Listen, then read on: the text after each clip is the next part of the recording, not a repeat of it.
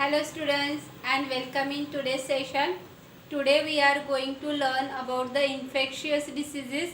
In this various infectious agents and different means of spread of diseases we are going to discuss, right? So let's start with today's topic with infectious diseases, infectious agent, right? So as you know that different diseases are there. They are caused by different organisms, means there are the bacteria, viruses, fungi, right? And large size worms are also there. So these agents are given here. So diseases are classified by different agents, and these agents are viruses, bacteria, fungi. Single celled animals are there. They are known as protozoans, and multicellular large size organisms are there, that is called as the worm. So these are all different types of the agents which causes diseases, right? So in the next page, here it is given different pictures, and based on these pictures also question will be asked sometimes, right, in the exam. See, in this picture is of a SARS virus, right? Now this size of the SARS virus is very small. If you want to know, then see, very small size it is there of SARS virus, and here this white color line is there. This line is indicating the distance, and that is of 500 nanometers, right? So by this size you can identify the size of this virus, as it is very small, right? So it is of near about a half a micrometer, right, and thousands of millimeter is given over here. The B picture is there. This is of Leishmania. This picture is of Leishmania. This is the protozoa, and it causes a disease known as Kala Azar, right? Now in this, if you will see, this is the oval shaped structure is there. This is of that causal organism. It has a whip-like, tail-like structure. So this is called as a whip-like structure. Then below that, if you will see here, this is of a white blood cell, right? Our immune system cell it is, which actually kills the disease causing organism. Here also you can see the dividing Leishmania is there. So this cell is tries to capture these organisms and kill them. So this is what a picture. Question will be asked that the given picture is showing what. So this is the picture of a Leishmania, and this causes which disease. So this is of a Kala Azar, right? The next picture is here 3.1b. So this picture is of a Staphylococci, right? Staphylococci is coccus shaped bacteria, right? So this is round in shape, right? So these bacteria, Staphylococci is there. They cause a disease known as acne. The size, if you want to know, you can see here a white color line is there, and this white color line is near about 5 micrometer long, right? So this, by this you can understand that near about 2 to 3 micrometer size will be there of this Staphylococci bacteria. Then below that, if you will see, there is a picture of a trypanosoma, right? Now this trypanosoma is a protozoan organism, and this cause disease known as sleeping sickness, right?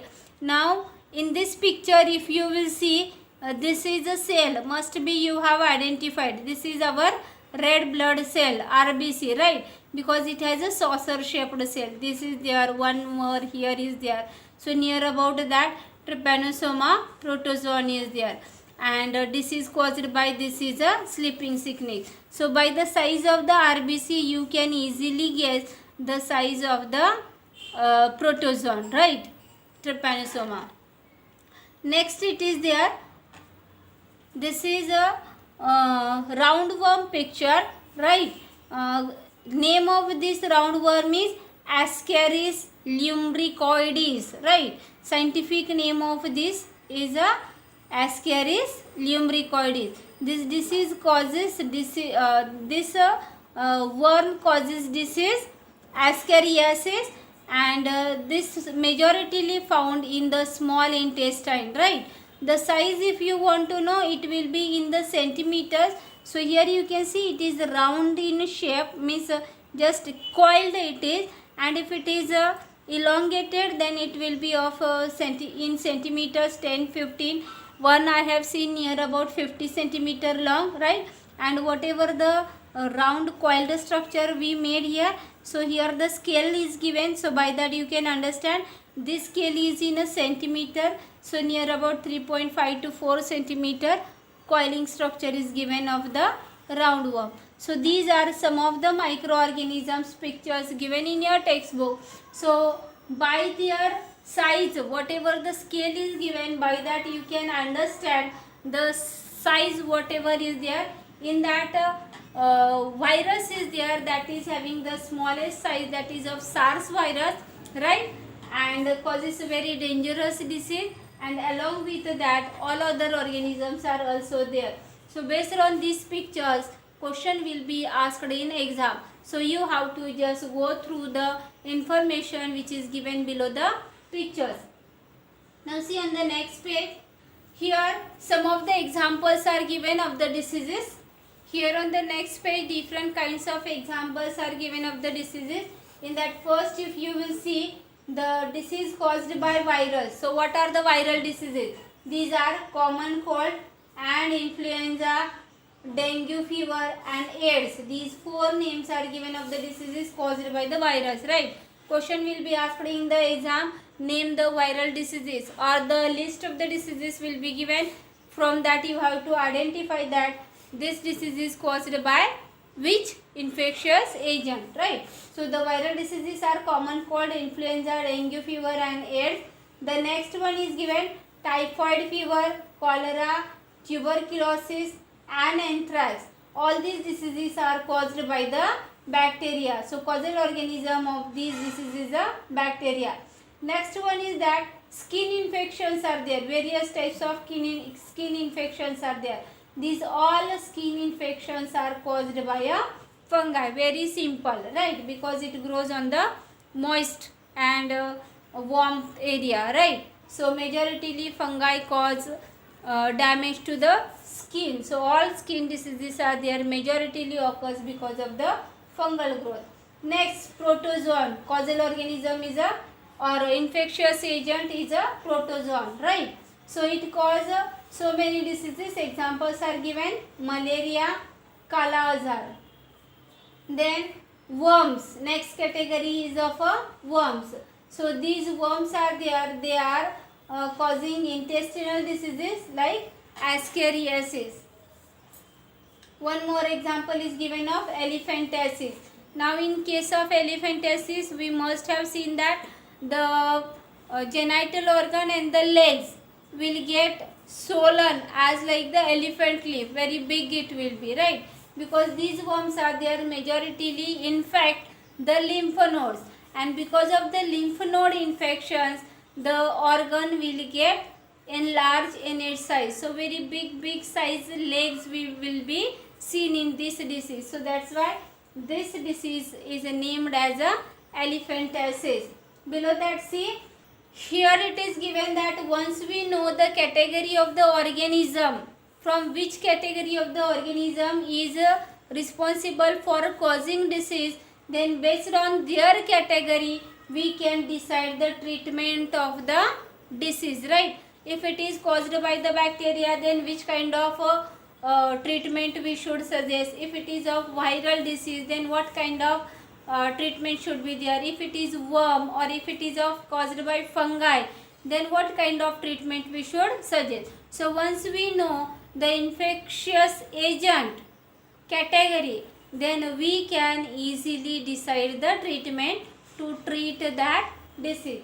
See here, reason for this is that the organism which belongs to that one category will have a similar biochemical processes. Take an example, suppose bacteria, right? Now the bacteria, if you will see, the bacteria has a cell wall. We human beings or animal cell don't have the cell wall. And if you will see the another category, virus, as an infectious agent. Virus don't have a cell wall. So whatever the different organisms are there, different bacteria are there, from that category will have the same biological character. Sorry, they will have the same physiological pathways, right? Maybe they all have the cell wall around them, right? So whatever their physiological processes are there, they are sharing very common among themselves. But with respect to the bacteria, if you compare the virus don't have the cell wall, right? So the physiological process of virus and the bacteria is different from each other. So the medicine which will be used to kill the bacteria will not be used to kill the virus, right? So that's why we need to understand the category of the causal organism. So based on that, the medicines which are able to block their pathways, kill them, will be used in the treatment of the disease. See, in your textbook it is given, categories are important factor in deciding what kind of treatment to use, right? Because biological characteristics are common in their category.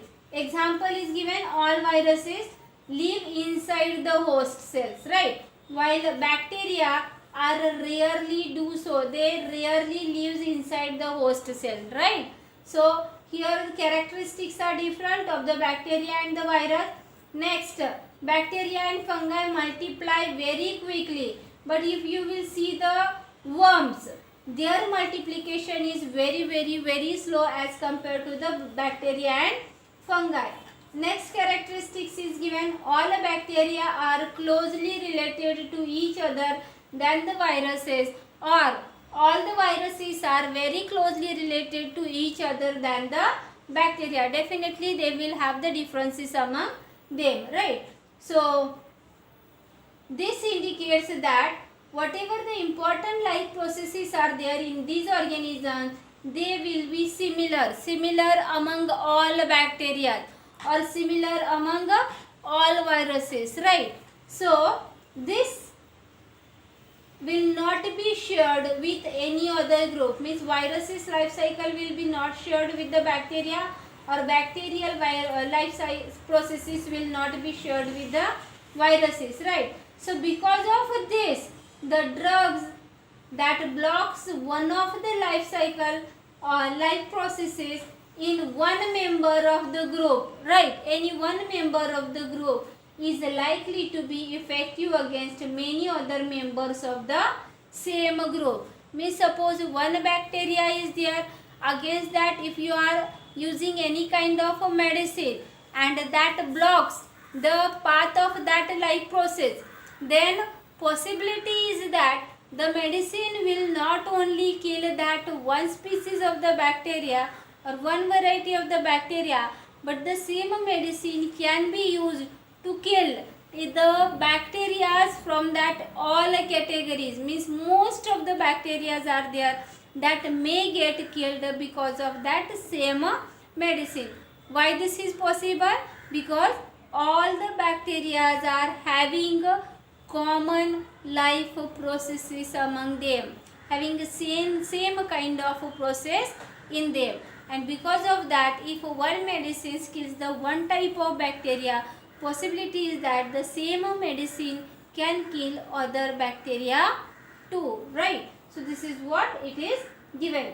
Same drug will not work against the microbes belonging to the different group, right? That drug may not be effective on the another group, but it will be more and more effective on that same categories group. Means one medicine which kills the bacteria not able to kill the virus or may not kill the worms, right? So this is why we need to understand the category of the microorganisms.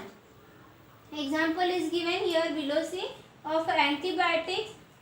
Antibiotics actually it is commonly block the biochemical pathway which is very important for the bacteria.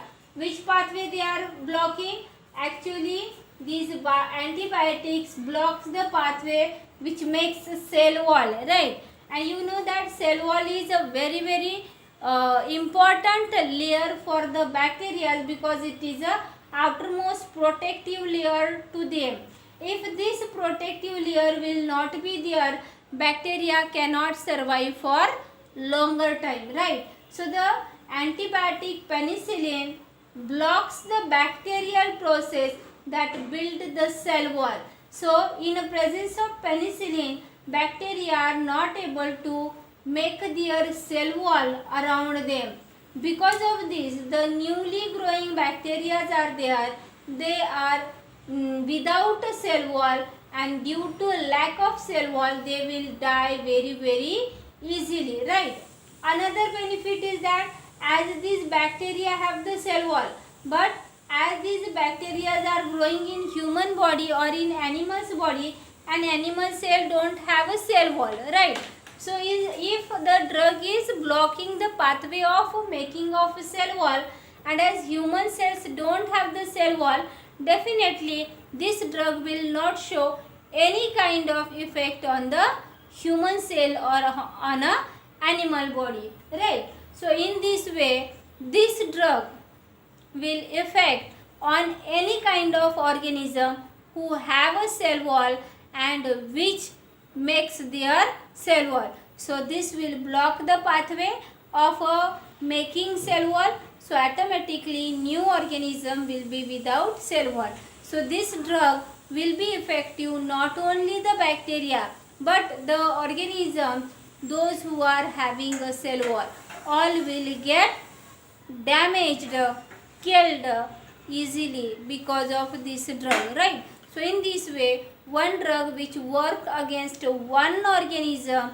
may be able to apply to the one or the more species, which shows that same kind of life process. But the same pathway we did not see in the viruses, right? Virus don't have cell wall in them, right? They do not synthesize the cell wall. So that's why this drug is there. Definitely it will not work against the virus. So see, virus do not use these pathways at all, and that's why the reason antibiotics do not work against the viral infection. It will only work against the bacterial infection. So viral infection is a common cold, right? So if you are suffering from the common cold, keep in mind that antibiotics does not kill the virus causing a common cold. Yes, but at the same time, if you have any bacterial infection, that may be get killed and the energy will be saved to fight against with the virus, right? So antibiotics will not kill the virus, right?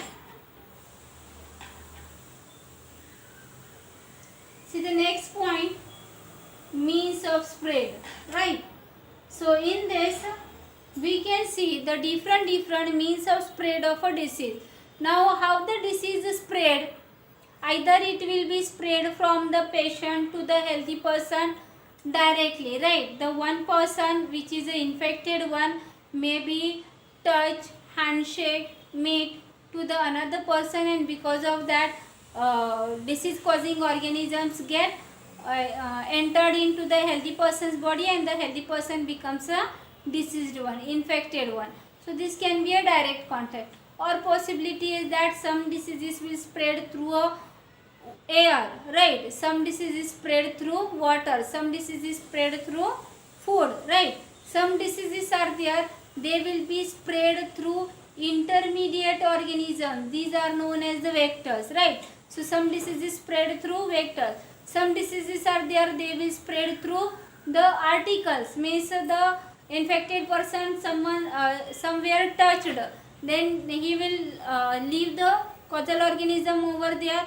The article is there having the disease causing organism on it, and whenever in absence of the infected person, any healthy person comes and touch to that same place, then that disease causing organism may transfer to the hands or the body clothes of the healthy person. So in this way these articles are there, they are also plays role in transfer of disease causing organism. So this is what we are learning in the means of spread of diseases, right? First you see that the disease which can spread from one person to the another, right? That all diseases are called as communicable diseases. Before this we have seen the non-communicable diseases. Means here the cause of the disease is the internal one, inside the body of that person only. So that cannot be spread to the second person. But here the communicable diseases are there. These diseases are caused by the disease causing organisms like bacteria, virus, fungi, worms, right, protozoa. And because of this external cause is there, external factor is there for causing this disease, all these disease can spread from infected person to the another person, and that's why these diseases are called as the communicable diseases. So in communicable diseases, microbes can spread through air, right? Now how the airborne disease is spread? So this is what it is given.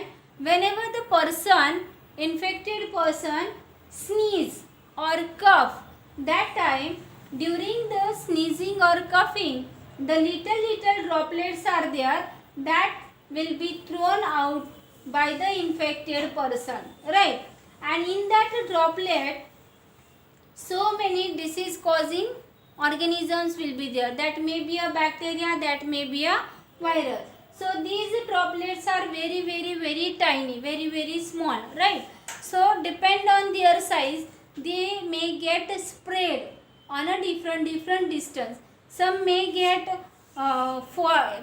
whichever very heavy, they get fall very near to that infected person. Some may get to the 50 meter, right? Some may get 100 centimeter, right? So 1 meter, 2 meter away it will go, right? So in this way, some of the droplets are there, as they are very tiny, they will be remain in the air suspended. And whenever any person will breathe air along with these droplets, then definitely these disease causing microbes are there, they will be entered into the healthy person's body. So this is how the disease is spread through air, right? Examples for such diseases are given: common cold, pneumonia and tuberculosis. Remember, the diseases which spread through air are common cold, pneumonia and tuberculosis.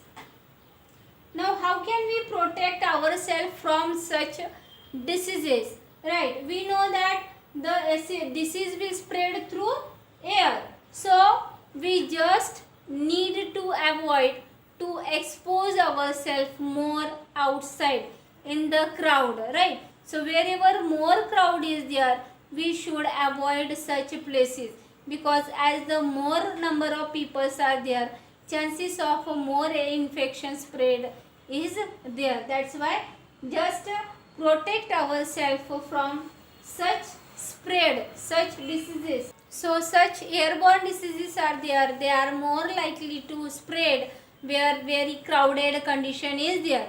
Now see on the next page, this is the picture, figure 13.2, which will show you how the droplet will spread in the air by the infected person, right? So this is the infected person.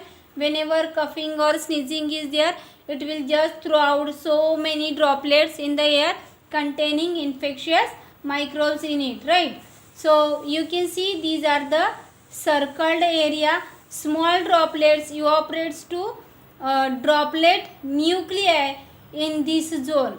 Now among that droplet nuclei carried in air current for minutes to hours. So these droplets may remain in the air, right? Maybe for few minutes to few hours. So whoever person will come in that time in this area, chances of inhaling these droplets are there. Now depend on their size, these droplets may get fall very close to that person or a distance. See here, it is given about the 2 meter distance, right? So large droplets are there, they will get settled down to the ground in a few seconds near about the 2 meter distance. And you can see here near about 4 meter distance also, some of the droplets may remain in the air and slowly they will get settle down, and which are very light in weight, they will just suspend in the air, and possibility of breathing during breathing get inhaled by the healthy person. So this is how airborne diseases get spread by the infected person through air. Now see below that there are some diseases which spread through water, right? Now how this water is get contaminated, for that see some of the infectious persons excreta is there, then that excreta may get mixed with the water, and along with that excreta disease causing organisms are there, that is also get mixed into the water, and because of that water becomes contaminated. So whoever will drink such water will get diseased, right? So here disease is given cholera, which is waterborne disease, right? So such people, those who are living nearby the infected person, possibility of getting infected is more. Now as you know that this disease is spread through a water, so what we can do, we just drink pure water, right? Hygienic water, or simple way just boil the water and drink, or RO water we can drink. So this will help us to reduce the risk of waterborne diseases. So this is given here. Such diseases are much more likely to spread in the absence of safe supplies of drinking water. So if we have the safe drinking water supply, then causing such waterborne diseases chances are very less. Next is that the sexual act. This is one more mean of spread of disease. Very close contact, physical contact is there in between the two people, can possible that the disease can be transferred from infected person to the healthy person. Examples are given, syphilis or AIDS, right? Now these diseases are there, sexually transmitted diseases. These are also called as STD. So STDs are only spread by sexual act, not by the physical contact. So if the person is having AIDS, if anyone handshake with the person, hug the person, then the disease will not transfer to the another person, right? So here it is given, these are not spread by casual physical contact. Handshakes, hugs, like sports are there, wrestling, in that the chances of spread of these STDs are not there, right?